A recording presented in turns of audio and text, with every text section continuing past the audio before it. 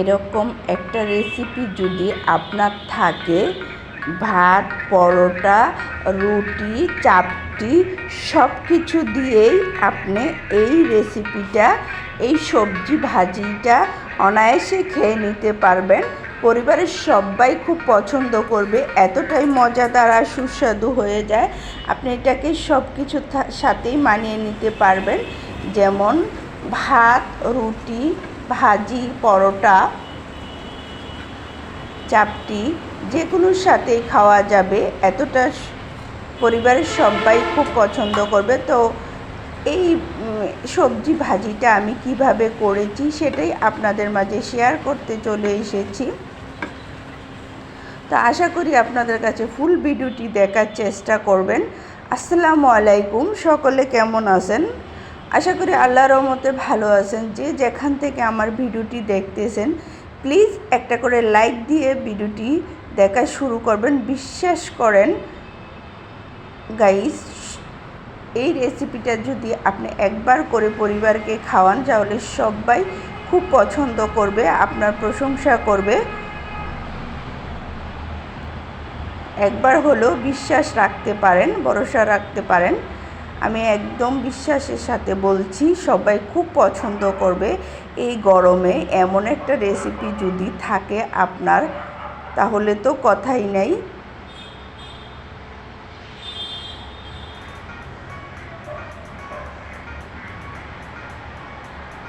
তো চলে আসলাম আমি সবজিগুলো কেটে নিতে। তো আমি এখানে কি সবজি ব্যবহার করতেছি দেখুন। পুঁইশাক নিয়েছি, বরবটি নিয়েছি, মিষ্টি কুমড়া নিয়েছি, আর নিয়েছি ভেন্ডি নিয়েছি। আপনারা চাইলে যে কোনো সবজি নিতে পারেন। এখন গরমে কিন্তু এই টাইপের সবজিগুলোই বেশি পাওয়া যায়। আর সবগুলো সবজি কিন্তু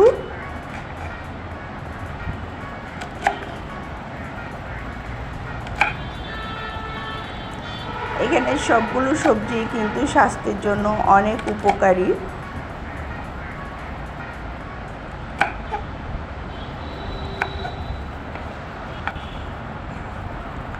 আশা করি গাইস আপনাদের সবাই খুব পছন্দ হবে এই সবজি ভাজিটা। আপনারা একটু হলেও উপকৃত হবেন।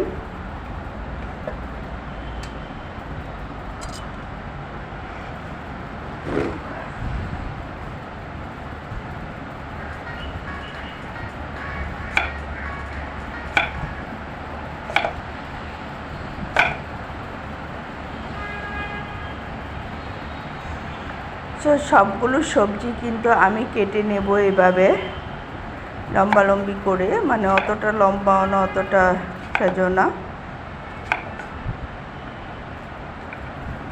বিশ্বাস করুন, আমি এই রেসিপিটা তৈরি করে নিজেই অবাক হয়ে গেছি, এতটা মজাদার হয়েছে।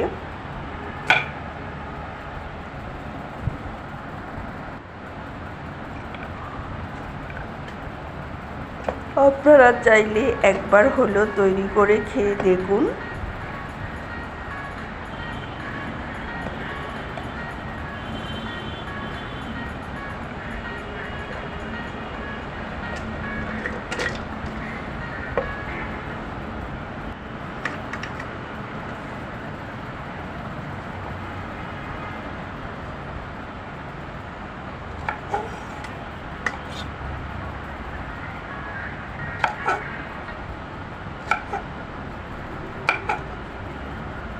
তো আমার কিন্তু সব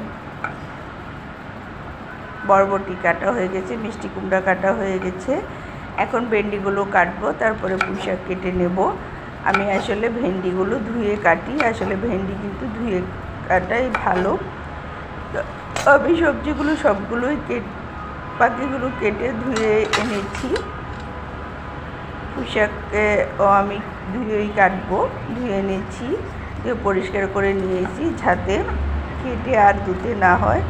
আসলে শাক সবজি কিন্তু কাটার আগে ধোয় ভালো।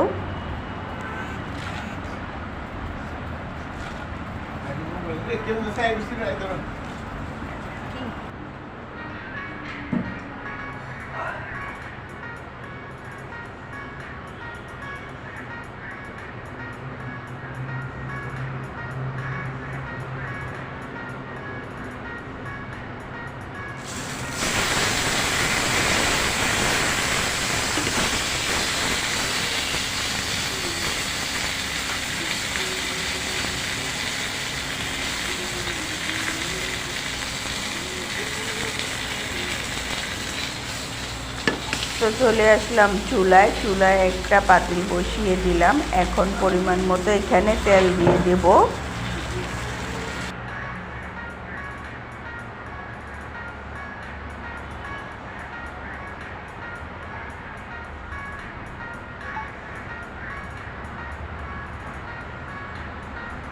সো আমি তেল দিয়ে নিলাম। এখন পেঁয়াজ কুচি দিয়ে দিচ্ছি।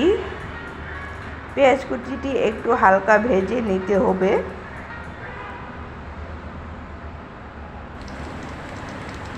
পেঁয়াজ কুচি আর কাঁচামরিচ একসাথে ভেজে নিচ্ছি। সাথে দিয়ে দিলাম শুকনো মরিচ, কাঁচামরিচ। এখন একটু পানি দিয়ে তারপরে মশলাগুলো অ্যাড করব।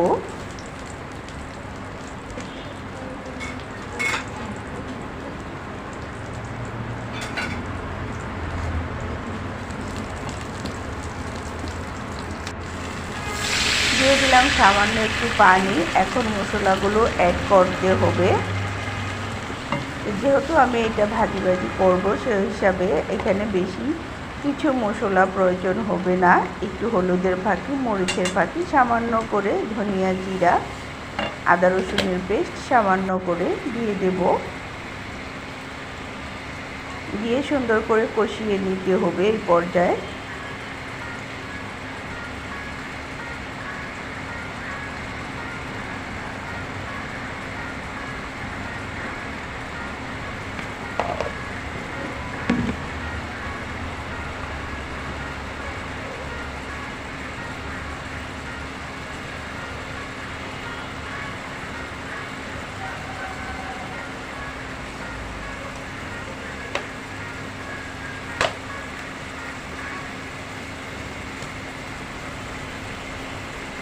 পর্যায়ে লবণ দিয়ে কষিয়ে নিতে হবে সুন্দর করে।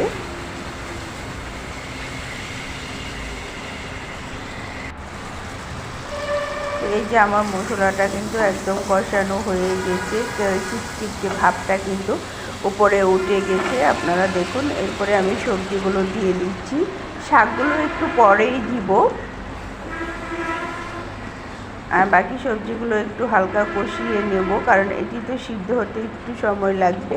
আর শাকটা কিন্তু সিদ্ধ হতে বেশি সময় লাগবে না, তাই শাকটা একটু পরে দেব। তো দিয়ে ঢেকে দিলাম। তো এই পর্যায়ে আমি এখন শাকগুলো দিয়ে দেব।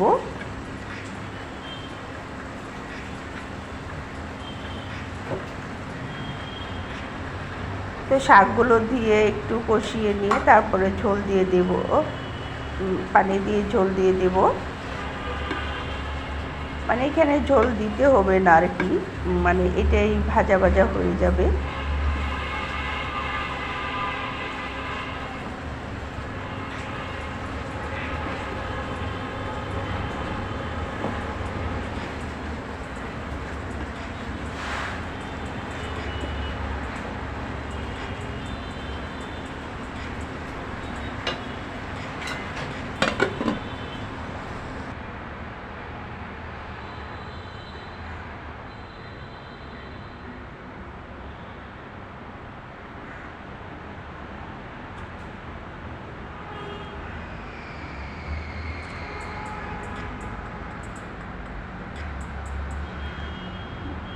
সো এভাবে নাড়তে নাড়তে কিন্তু হয়ে যাবে আমার এই সবজি ভাজিটা। এখানে কিন্তু আর কিছু লাগবে না। খুব অল্প সময়ে খুব মজাদার একটি সবজি ভাজি, যেটা দিয়ে আপনি সব কিছুই পরিবেশন করতে পারবেন। ভাত, রুটি, পরোটা, চাপটি। এখানে কিন্তু আর আমি কোনো পানি ব্যবহার করি নাই। যেটা মানে সবজি থেকে উঠেছে সেটা দিয়ে আমার সবজি ভাজিটা হয়ে গেছে, সিদ্ধ হয়ে গেছে। তো যারা যারা এতক্ষণ ধরে আমার ভিডিওটি দেখতেছেন, প্লিজ লাইক দিতে ভুলে গেছেন। তাদের কাছে অনুরোধ, একটা করে লাইক দিয়ে দেবেন। আর নতুন বন্ধু যদি নতুন কেউ দেখে থাকেন, তাহলে প্লিজ সাবস্ক্রাইব করে পাশে থাকবেন। তো এতক্ষণ ধরে আমার ভিডিওটি দেখার জন্য সবাইকে অসংখ্য অসংখ্য ধন্যবাদ। এভাবে আমার পাশে থাকবেন সব সময়। আমি যখনই আপনাদের কাছে যখনই আমি ভিডিও ছাড়বো তখনই কিন্তু আপনারা নতুন নতুন ভিডিও পেয়ে যাবেন। তো আশা করি সবাই ভালো থাকবেন, সুস্থ থাকবেন। এ পর্যায়ে বিদায় নিচ্ছি। আল্লাহ হাফেজ। আসসালামু আলাইকুম।